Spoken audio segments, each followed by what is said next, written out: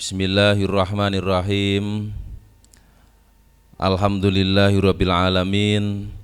Wassalatu wassalamu ala asrafil anbiya'i wal mursalin wa ala alihi wa ashabihi ajmain. Rabbi shrahli sadri wa yassirli amri wahlul 'uqdatam min lisani yafqahu qauli, amma ba'du. Ingkang kawula hormati ngarsanipun Kiai Haji Hasan Abdullah, Kiai Haji Nur Hamid Majid selaku pembina Yayasan Pondok Pesantren As-Salafiyah, Kiai Haji Yaranuddin selaku ketua Yayasan Pondok Pesantren As-Salafiyah beserta semua keluarga. Yang sangat saya hormati seluruh pengurus-pengurus,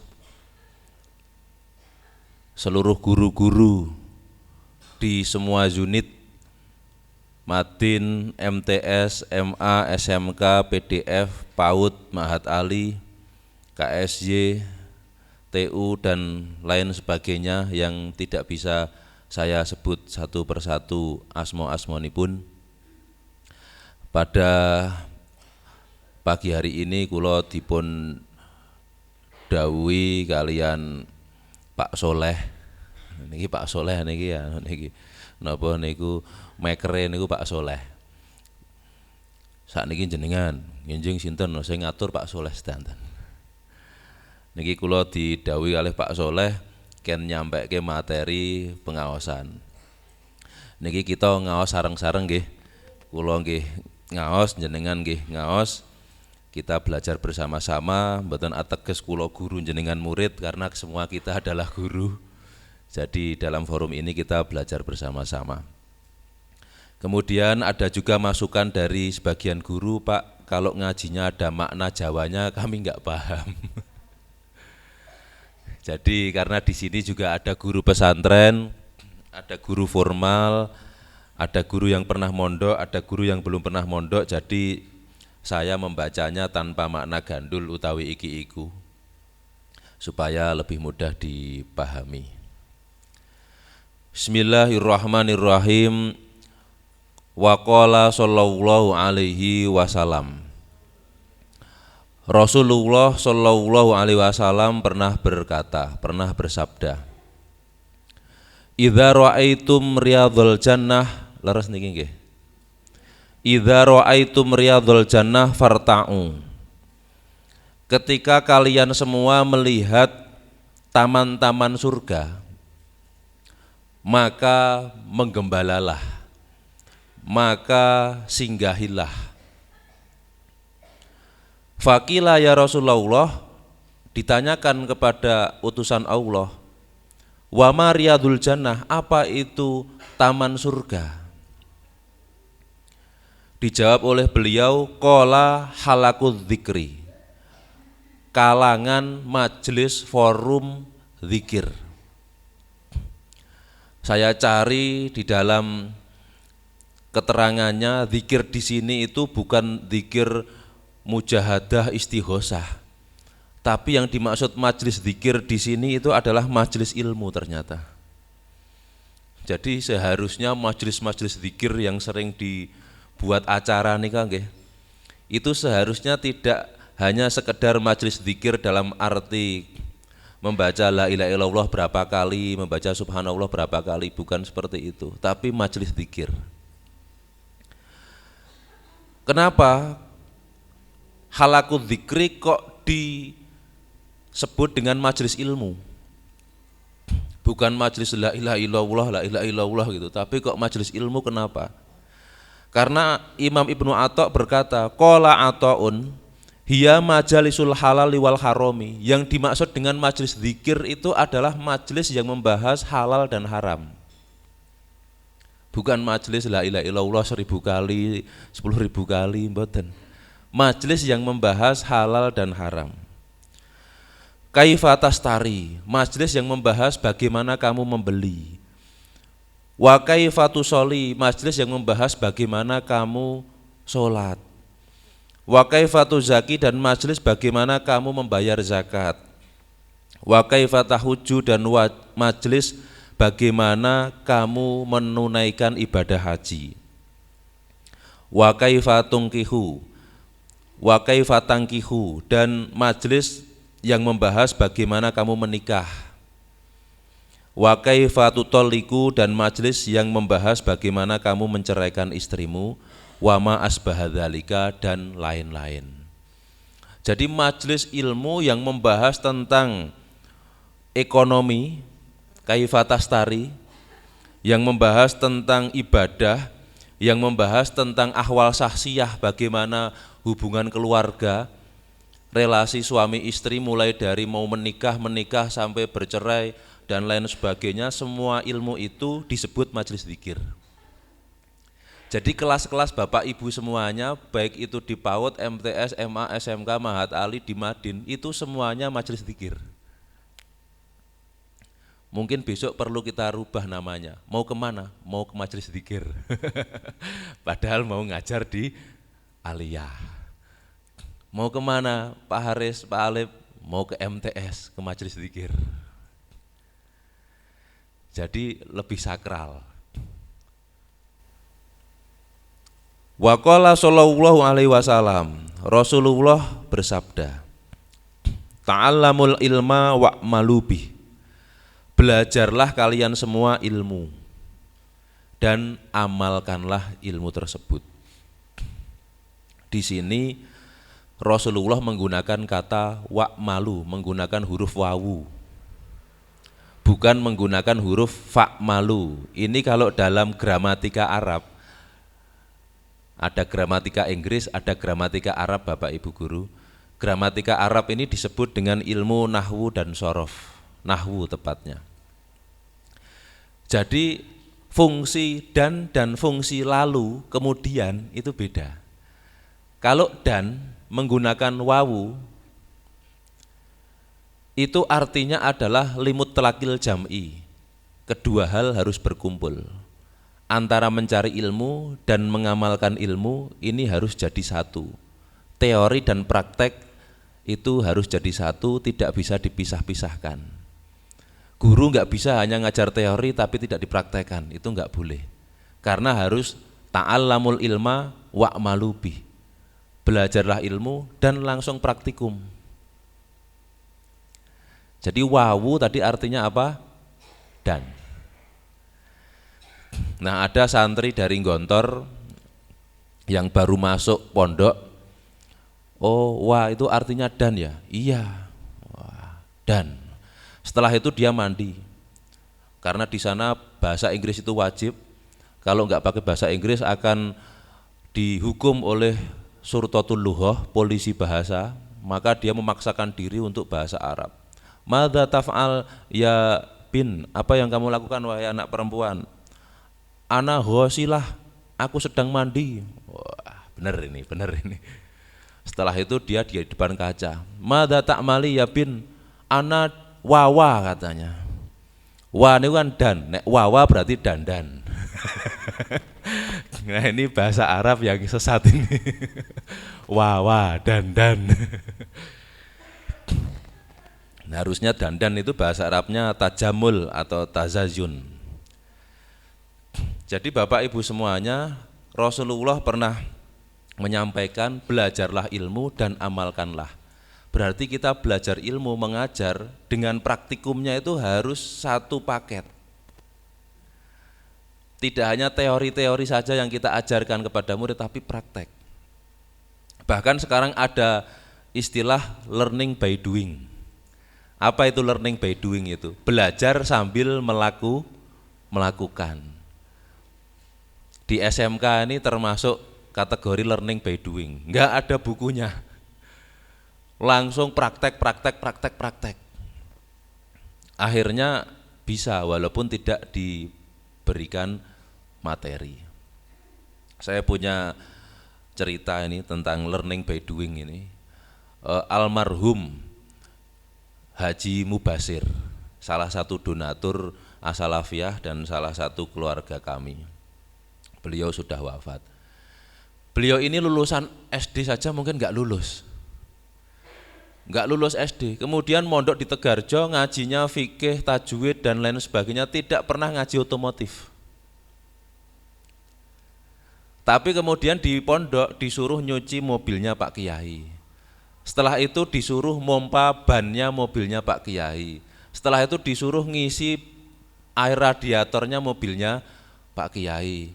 Lama-lama mobilnya mogok, manggil bengkel, dia menunggu bengkelnya melihat bengkel-bengkel, kemudian dia bantu-bantu bengkel. Lama-lama bisa bengkel. Pulang dari pondok bukannya mendirikan musola, mendirikan bengkel. Padahal belum pernah sekolah otomotif. Mendirikan bengkel, beli mobil mogok, didandani, diservis, bisa jalan, dijual, akhirnya itu jadi pengusaha sukses. Punya tanah di mana-mana, kaya raya. Padahal tidak pernah sekolah otomotif. Ceritanya beliau ini beberapa kali diundang di UGM untuk menyampaikan materi tentang engine. Padahal belum pernah kuliah di UGM, yang diajar dosen-dosen. Nah ini yang melakukan, yang praktek menang dibanding yang punya teori. Maka learning by doing, belajar dengan melakukan ini lebih ampuh di zaman sekarang ini. Intinya praktek. Di pondok ini tuh juga ada banyak SDM yang unik-unik. Contoh dulu Pak Mahmudi. Nah ini lettingnya best friendnya Pak Saiful ini. Pak Mahmudi dulu guru MTS. Itu enggak pernah sekolah komputer, enggak pernah sekolah listrik, enggak pernah sekolah macam-macam, tapi benahi apa-apa saja bisa. HP rusak, benahin bisa. Tip rusak, TV rusak, semuanya kalau di tangannya itu jadi beres. Padahal enggak pernah sekolah teknik. Sekarang ini ada murid-murid jenengan semuanya Kang Ubed. Listrik bisa, komputer bisa, internet bisa, macam-macam bisa, padahal lulusan MA Salafiyah. Gue biyen le ngaji, le sekolah karo turu. Nah, ini karena beliau langsung praktek. Wa qala sallallahu alaihi wasallam, ta'allamul ilma wa kunu min ahlihi. Belajarlah ilmu dan kalian jadilah ahli ilmu. Bapak-bapak semuanya di sini semuanya ahli ilmu. Wa qala sallallahu alaihi wasallam yuzanu yaumal qiyamati madadul ulama wa damu syuhada. Besok pada hari kiamat tinta-tintanya ulama, darahnya para syuhada itu akan ditimbang. Jadi jenengan semuanya nulis di papan tulis 1 tambah 1 sama dengan 2. Walaupun sepele akan ditimbang di hari kiamat. Alif ba ta walaupun sepele akan ditimbang di hari kiamat. Kalau makna kontemporernya setiap 1 klik siakat akan ditimbang di hari kiamat. Jadi Pak Bayu, Pak Yazid itu setiap klik siakat itu besok ada timbangannya di hari kiamat. Jenengan semuanya buka siakat, publish soal, 1 kali klik besok ada pahalanya di hari kiamat. Jadi madadul ulama ini kalau zaman dulu tinta, kalau sekarang itu enter. Sekali enter ada pahalanya, sekali klik ada pahalanya. Jadi kita jangan pernah menyepelekan klik-klik kita ini. Setiap cek siakat, Pak Saiful ini setiap input laporan bos, 1 angka saja itu sudah dapat pahala Pak Saiful. Nah niki yang perlu kita tanamkan dalam paradigma kita. Wa qala sallallahu alaihi wasallam ma'u bidawullah bisyai'in afdalu min fikhin fiddin wala faqihun wahidun asyaddu ala syaitan min alfi abidin. Rasulullah juga bersabda bahwa Allah ini tidak disembah dengan sesuatu, dengan cara afdhala yang lebih napa niku utama dibanding fikih dalam agama.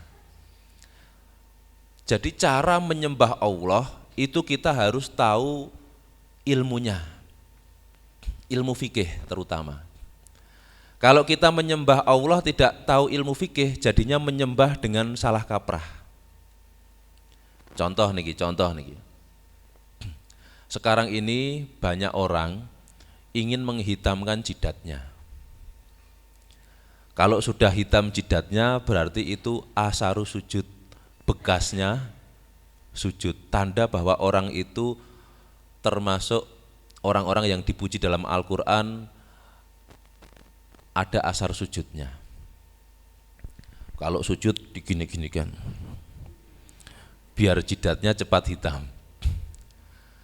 Nah, saya pernah nyupir dulu ketika di Mesir itu, menghantarkan tamu yang kebetulan tamunya ini jidatnya hitam.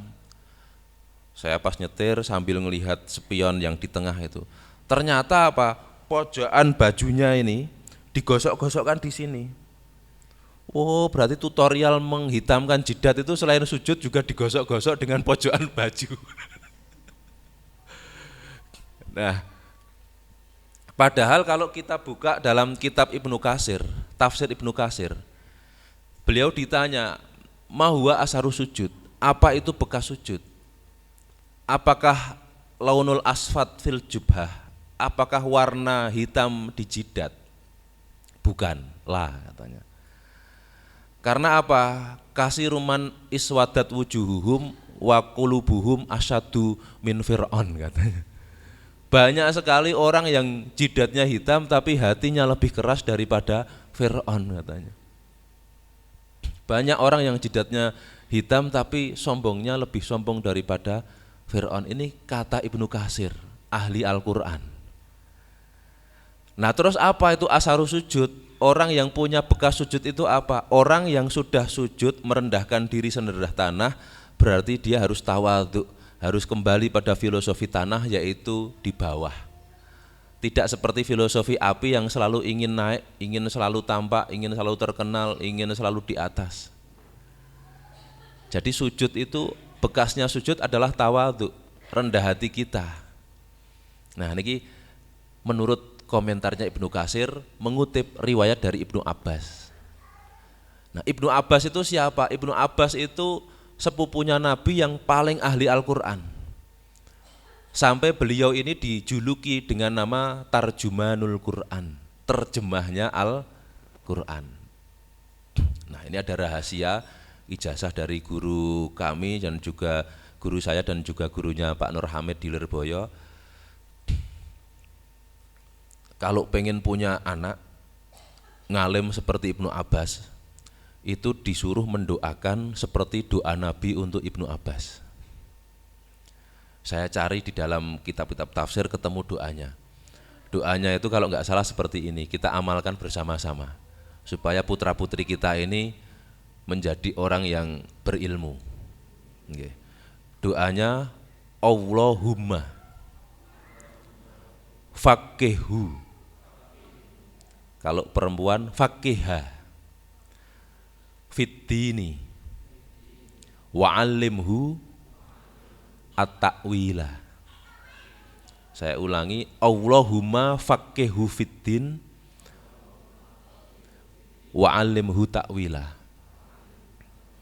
Nah ini ijazah dari Kiai Haji Idris, saya sampaikan ke jenengan semuanya. Saya cari di kitab-kitab Asbabun Nuzul, ternyata ada keterangan itu. Saat Ibnu Abbas masih bayi, oleh Rasulullah dipegang kepalanya, lalu didoakan Allahumma faqihu fiddin wa'allimhu ta'wila. Dan akhirnya Ibnu Abbas ini menjadi pakar ilmu pengetahuan.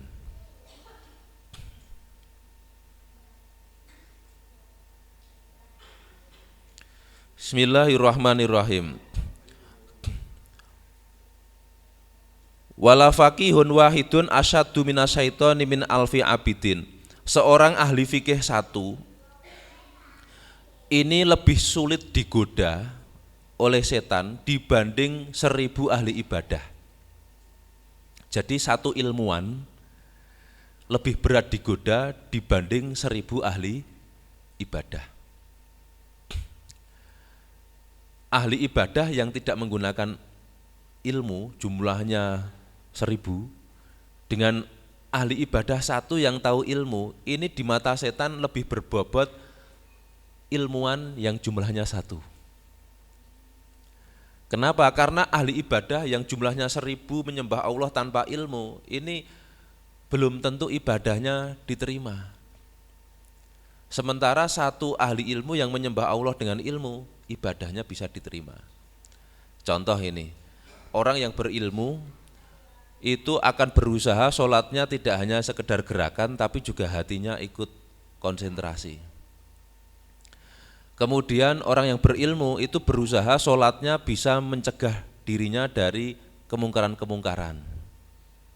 Nah, sholat kita ini kadang-kadang belum bisa mencegah kita dari kemungkaran-kemungkaran. Setiap hari kita masih terus melakukan dosa-dosa dan dosa. Berarti nopo? Ilmu kita belum bisa menjadikan sholat kita lebih berkualitas. Nah, niki menurut keterangan dan syarah hadis punika. Nah, terkait dengan sholat yang ngawur, ini sekarang banyak sekali prakteknya. Baru saja viral di pondok pesantren ALZ. Yang pengasuhnya adalah PG. Bukan PG itu nggih ngertos nggih, PG niku. Panji titik-titik niku. Yang sekarang sedang diadili. Niku sholat yang ngimami perempuan. Sholat Jumat yang khotbah perempuan. Shofnya berjarak. Ditanya kenapa shofnya berjarak? Nanti kalau ada santri makan jengkol tidak menyebabkan kanan kirinya bau. Kalau kita bagaimana ajaran kita? Sebelum sholat, sebelum ke masjid, kalau bisa gosok gigi, kalau bisa mandi dulu, supaya nanti kalau pas sholat kanan kiri kita tidak bau. Sehingga softnya harus dirapatkan supaya kapasitas masjid bisa maksimal. Ini ajaran yang umum yang ada dalam kitab-kitab kita. Tapi karena PG tadi tidak menggunakan kitab, softnya direnggangkan. Kalau ada santri belum gosok gigi, kanan kirinya tidak bau. Nah, ini kan tidak masuk di logika. Harusnya santri sebelum sholat ya gosok gigi dulu.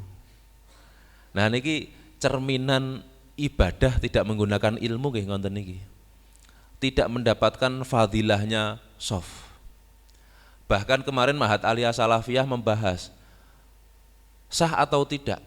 Ini Pak Adib ini ikut membahas ini. Salah satu mahasantri teladan. Karena dia mengamankan mahasantri sekaligus mengamankan dirinya sendiri. Kalau pas waktu melihat mahasiswi dia langsung aman, langsung merem.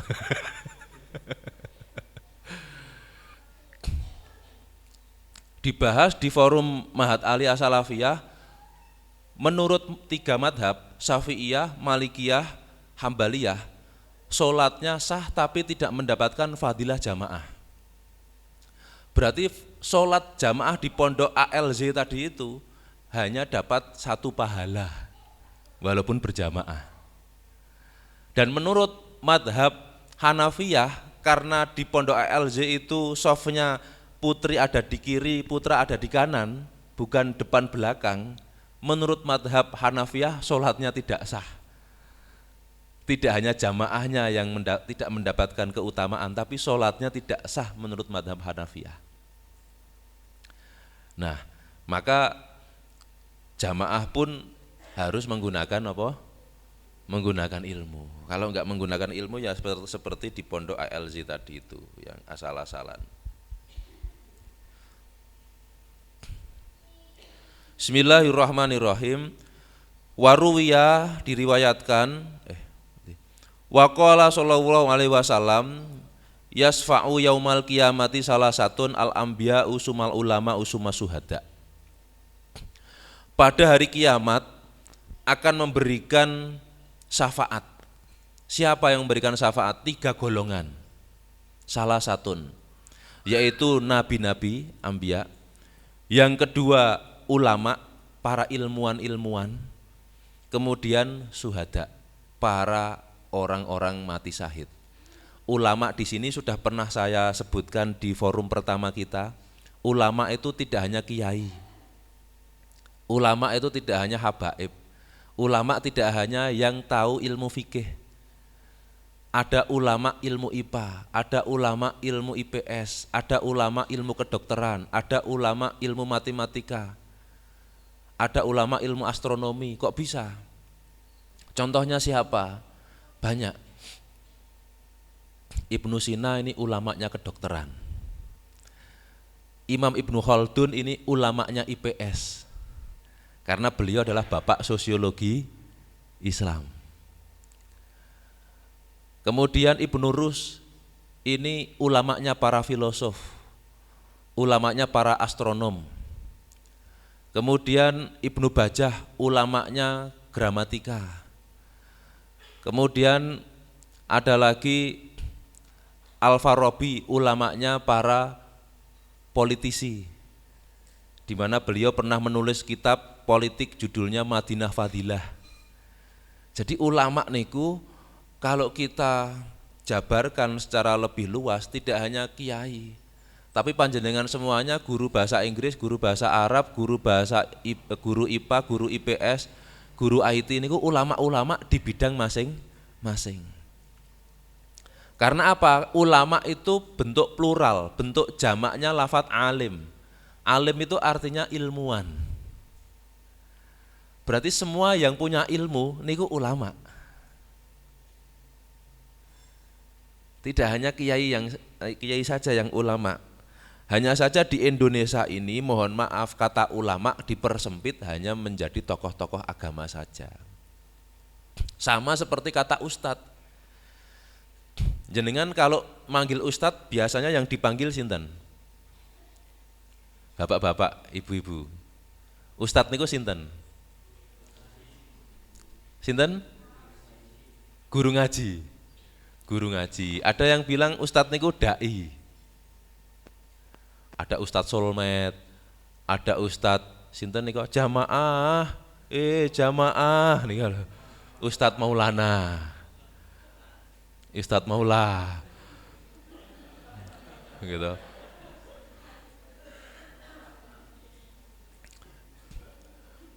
Jadi yang dai-dai itu ustadz-ustadz. Sampai kemudian di televisi kita itu penuh dengan ustadz-ustadz. Ternyata kalau kita di Timur Tengah, saya itu pernah berjumpa dan juga membaca buku-buku karya para profesor-profesor seperti Abdurrahman Badawi. Itu profesor terkenal di sana, menyebut tokoh-tokoh barat yang pandai ilmu Islam, itu juga dipanggil ustadz. Kamakola Ustadz Louis Massignon. Louis Massignon, orang Perancis, Louis Massignon dibacanya Louis Massignon. Ustadz Louis Massignon, Ustadz Baron Karadevo, Ustadz Nicholson, Ustadz Goldziher. Jadi ustadz itu sebetulnya untuk ilmuwan-ilmuwan niku ustadz, profesor-profesor guru besar niku ustadz. Lah sakniki niku kathah dai S1 juga belum sudah dipanggil ustadz. Hanya karena bisa 1-2 dalil dipanggil ustadz. Padahal kalau di timur sana nggih niku ustadz niku profesor-profesor guru-guru besar niku ustadz. Jadi asatid itu tingkat level guru yang paling tinggi niku asatid, ustadz-ustadz. Kita semua di sini mungkin belum levelnya untuk dipanggil ustadz. Sak dhuwure profesor sepuh lah niku pun ustadz-ustadz. Nah, jadi di Indonesia niku sering sekali kata-kata menjadi sempit. Sama seperti ahli sunnah wal jamaah. Ahli sunnah wal jamaah siapa? Selain Syiah, selain Mu'tazilah itu ahli sunnah wal jamaah. Semakin ke belakang selain Syiah, Mu'tazilah dan Wahabi. Semakin ke belakang selain Syiah, Mu'tazilah, Wahabi dan PKS. Semakin ke belakang yang NU. Semakin ke belakang yang PKB. Yang setuju dengan duetnya Anies dan Caimin. Itu ahli sunnah. Jadi semakin ke belakang ahli sunnah semakin sempit, semakin sempit. Sama seperti istilah ustadz dan ulama. Para bapak-bapak, ibu guru yang kangge kula hormati, kita baca lagi niki. Waruya anal ulama ayaumal kiamati alamana biro min nurin. Besok para guru-guru, para alim ulama, para ilmuwan-ilmuwan itu pada hari kiamat akan berada di mimbar-mimbar cahaya. Jadi tempat-tempat jenengan semuanya itu besok adalah mimbar-mimbar yang bercahaya di hari kiamat. Insya Allah ini akan terwujud. Karena sudah menjadi riwayat yang kuat. Jadi kadang-kadang kita ini di kelas ini menangis melihat tingkah pola murid kita. Ada murid yang diajar tidur, murid yang diajar rame, murid yang diajar menculat sana menculat sini. Keterangan kita tidak diperhatikan, ditinggal ngobrol oleh murid kita. Ini kan sakitnya tuh di sini. Nggih mboten Bapak Ibu. Gitu. Tadi setiap hari kita itu makan hati, sakit hati, dibuat sakit hati oleh murid kita. Tapi jenengan ampun susah, jangan bersedih. Sampean bayangkan saja, yang penting aku dapat mimbar cahaya. Setiap aku mengajar, aku dijanjikan mimbar cahaya, walaupun sakitnya tuh di sini, insya Allah enaknya besok di akhirat. Ini supaya kita sabar ngajar seperti itu. Wana qala al-Qadhi Husain fi awali ta'liqatihi. Imam Qadhi Husain di dalam awal ta'liqatnya, ta'liqat niku penjabaran atas keterangan gurunya. Annahu ruwiya anin Nabi sallallahu alaihi wasallam, diriwayatkan dari Nabi Muhammad sallallahu alaihi wasallam. Annahu qala man ahabbal ilma wal ulama lam tuktab alaihi khotoyatuhu ayyama hayatihi. Wah, penak banget niki. Barang siapa yang cinta ilmu, yang cinta ilmuwan-ilmuwan, dosanya tidak akan ditulis semasa hidupnya.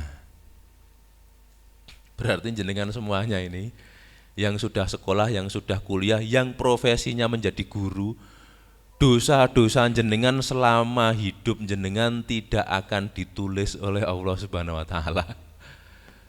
Berarti jenengan itu termasuk orang-orang yang tidak berdosa. Penak betul. Tapi ini jangan disalahgunakan, ini bahaya ini. Nanti Azhar pulang-pulang dari forum ini, berbuat dosa yuk, mumpung nggak ditulis. Bahaya nih Kang Azhar. Maksudnya mungkin di sini adalah dosa-dosa yang tidak kita sengaja atau dosa-dosa yang kita tidak mampu menghindarinya. Dan mungkin juga bukan dosa-dosa besar. Ya kalau dosa mencuri, dosa berzina, dosa membunuh, dosa berani pada orang tua, dosa yang besar-besar ya kemungkinan tetap ditulis. Tapi dosa-dosa yang kecil-kecil itu insya Allah tidak ditulis. Jadi kita perlu bersyukur menjadi guru, dosa-dosa kecil kita tidak ditulis oleh Allah Subhanahu wa taala selama hidup kita. Tapi nek jenengan pensiun saking guru, dosane mulai ditulis. Nah, semoga jenengan lama mengajar di As-Salafiyah dengan alasan supaya dosanya tidak ditulis selamanya. Bismillahirrahmanirrahim. Qala wa ruya annahu sallallahu alaihi wasallam. Qala man sholla khalfa alimin faka'annama sholla khalfa nabiyyin wa man sholla khalfa nabiyyin faqad hufira lahu. Orang yang sholat di belakang orang pintar ini seperti sholat di belakang Nabi. Berarti jenengan makmuman kalih Pak Alip niku pun kaya makmuman kalih Nabi Muhammad. Nah, Pak Alip niku kurang pinter napa to? Ngaji Pak Alip niku saged, mulang IPA saged, mulang komputer saged. Riyen pertama kali MTS niku didirikan gurune sekawan, kula Pak Alip, Bu Lina, Budian, terus bar niku tambah Bu Eva, terus tambah sinten-sinten ngonten Pak Saipul niku termasuk kader kedua. Kalau pagi-pagi saya mau mengajar harus membangunkan murid dan membangunkan Pak Saipul. Pak, murid-murid sudah kumpul Pak. Lah niku dulu gurunya sedikit dan ngajarnya double-double. Dulu saya masih mengajar bahasa Inggris, mengajar bahasa Arab, mengajar fikih, mengajar apa. Pak Alip juga double-double apa gitu. Jadi Pak Alip niku jenengan sholat teng burine Pak Alip pun kaya sholat teng burine Kanjeng Nabi. Dan barang siapa sholat di belakangnya Nabi, dosa-dosanya akan diampuni. Berarti makmuman kalih ahli ilmu niku dosanya diampuni. Ini menurut riwayat dari Nabi Muhammad SAW. Satu lagi, wa fi hadis Abi Dzar radhiyallahu anhu, di dalam hadisnya Abi Dzar, ana hudura majlisi dzikrin, sesungguhnya hadir di majelis ilmu, afdhalu min sholati alfi rakaatin, lebih utama dibanding sholat 1000 rakaat. Majelis kita siang hari ini, walaupun kita bertemu hanya kurang dari 1 jam, lebih utama dibanding sholat 1000 rakaat. KBM per KBM ini pinten menit nih, di 40 menit. Setiap majelis 40 menit jenengan mengajar lebih utama dibanding sholat 1000 rakaat. Berarti jenengan ngajar di madrasah Matin seharinya ping pinten, setelah subuh, setelah asar, setelah maghrib nggih, 3 kali. Berarti jenengan dapat pahala 3000 rakaat. Bapak Ibu guru pengajar Matin, sehari jenengan dapat pahala 3000 rakaat. Nah, sementara yang madrasah dari mulai setengah 8 sampai jam 12 ngajar ping pinten Pak jenengan, Pak Mail ping pinten Pak Mail? 4. Berarti jenengan angsal pahala 4000 rakaat Pak. Sehari ngajar di As-Salafiyah ini jenengan dapat pahala 4000 rakaat. Wah, niki luar biasa niki. Kalau kita lakukan tahajud seminggu saja kita sudah lempoh. Ternyata mengajar 1 KBM sudah seperti 1000 rakaat. Wasuhudi napa niki? Alfi janazatin. Mengajar 1 KBM sama seperti kita menghadiri takziah 1000 jenazah. Bayangkan ini, kita takziah sehari 5 jenazah saja kita sudah capek. Karena harus mengiring jenazah dari mulai rumah duka sampai kuburan.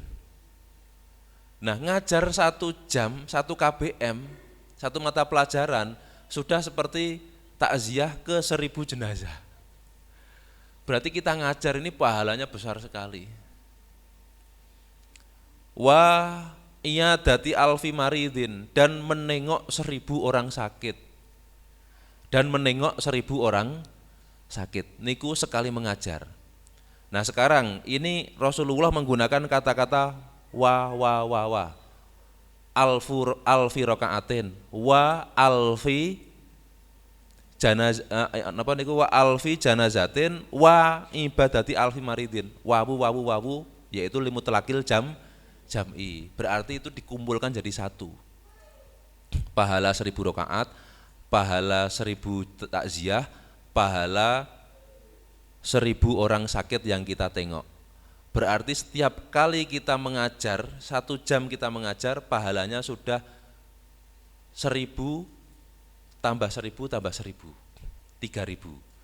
Kalau dikalikan 3, pinten niku? 12.000. Guru Madin setiap hari dapat pahala 12.000 sholat sunnah. Guru madrasah sehari 4 kali dapat 16.000 sholat sunnah jenengan Pak, setiap harinya.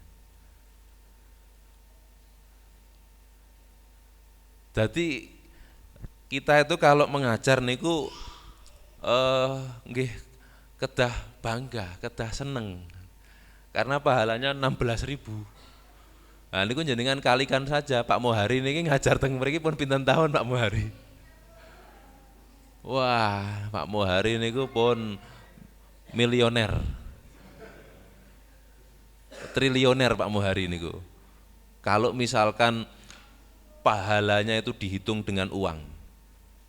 Dan dalam kitab Ta'limul Muta'alim dikatakan taklimu harfi wahidin alfu dirhamin. Mengajar 1 huruf itu setara dengan 1000 dirham keutamaannya. Jadi kalau dihitung dengan materi jenengan itu sebetulnya sudah triliunan. Nah, tapi gaji guru di Indonesia kok masih seperti ini. Padahal satu kali ngajar seharusnya pinten? 1000 dirham. Niki nek kula hitung hadis yang kula waca pun pinten niku. Terus hurufnya pinten. Jadi saya kalau dihitung dengan uang satu majelis ini mungkin pun bayaran seperti Cristiano Ronaldo nih.